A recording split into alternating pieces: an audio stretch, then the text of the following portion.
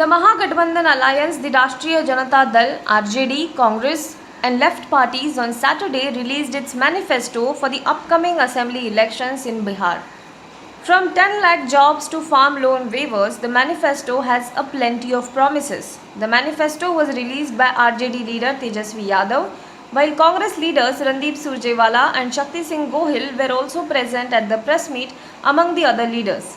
The 243-member Assembly of Bihar will go to polls in 3 phases in October 28, November 3rd and November 7th. The counting of votes will take place on November 10th. One of the major points in the Common Minimum Program document is the promise of providing jobs to about 10 lakh youths in Bihar.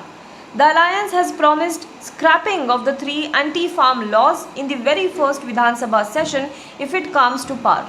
Even though a central government and Delhi government are making efforts to curb the pollution levels in the national capital, the air quality continues to dip in the Delhi for the last 1 week.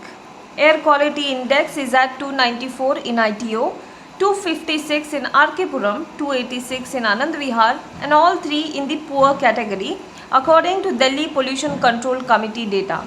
AQI stands at 325 in DTU and 381 in Wazirpur in the very poor category. Gradually the pollution is increasing, the condition of people is getting worse and people are having problems in breathing, as well as some children have started having throat problems due to contaminated air. Meanwhile, penalties worth Rs 50 lakh have been imposed on various entities including CPWD for allegedly violating the pollution control norms in South Delhi, civic officials said on Friday. 3 people have been detained in connection with the death of a Bharatiya Janata Party leader who was shot dead by a motorcycle-borne man outside his shop in Uttar Pradesh's Firozabad. D.K. Gupta was shot at by unidentified men while he was leaving after closing his shop on Friday. A police official said that his family members tried to take him to Agra for treatment, but the BJP leader could not be saved. 3 people, including the main accused, have been detained and are being questioned. US President Donald Trump joked that he would have to leave the country if he loses the November 3rd elections to his Democratic rival Joe Biden. Trump made the remarks at a campaign event in Macon, Georgia on Friday night. I shouldn't joke because you know what, running against the worst candidate in the history of presidential politics puts pressure on me. Could you imagine if I lose? My whole life, what am I going to do?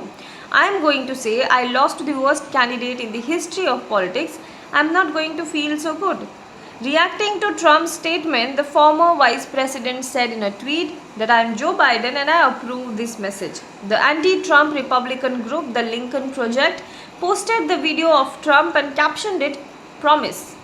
In a gruesome incident, a high school teacher who allegedly displayed caricatures of Prophet Muhammad to his students during a class was decapitated by an attacker on Friday afternoon.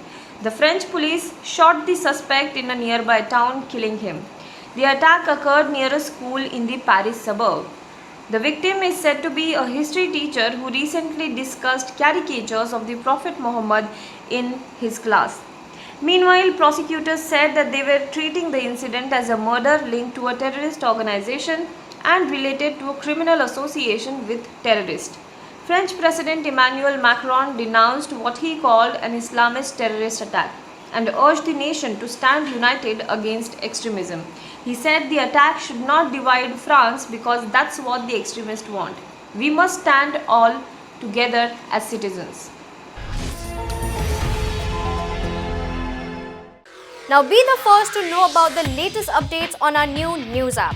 Go on your Android or iOS, search for HW News Network. Download our app, choose the language you prefer to get updates in, and be up to date with the latest news.